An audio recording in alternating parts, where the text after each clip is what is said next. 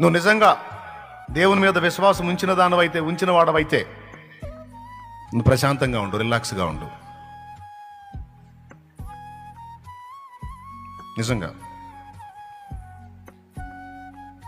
నువ్వు కంగారు పడి, భయపడి, దిగులు పడి, కృంగిపోయి, ఏడ్చి, మొత్తుకొని దేవుని ఎరుగుండి కూడా, దేవుని గురించిన సత్యం తెలుసుకోనుండి కూడా, ఆయన మహాజ్ఞానం తెలుసు, సర్వశక్తి గలవాడని తెలుసు, ఆయనకు అసాధ్యమైంది ఏది లేదని తెలుసు, జరిగినవన్నీ కూడా ఆయనకు తెలియకుండా జరగట్లేదని తెలుసు. ఇన్ని తెలిసి కూడా నువ్వు మళ్ళా దేవుణ్ణి సందేహించి, కృంగిపోయి, కుమిలిపోయి, కలత చెంది, దిగులుతో, విచారంతో, వేదనతో ఒకవేళ నువ్వు బ్రతుకుతుంటే నీకు తెలుసా, నువ్వు దేవుణ్ణి అవమానపరుస్తున్నావు, నువ్వు దేవుణ్ణి తృణీకరిస్తున్నావు, అవమానపరుస్తున్నావు.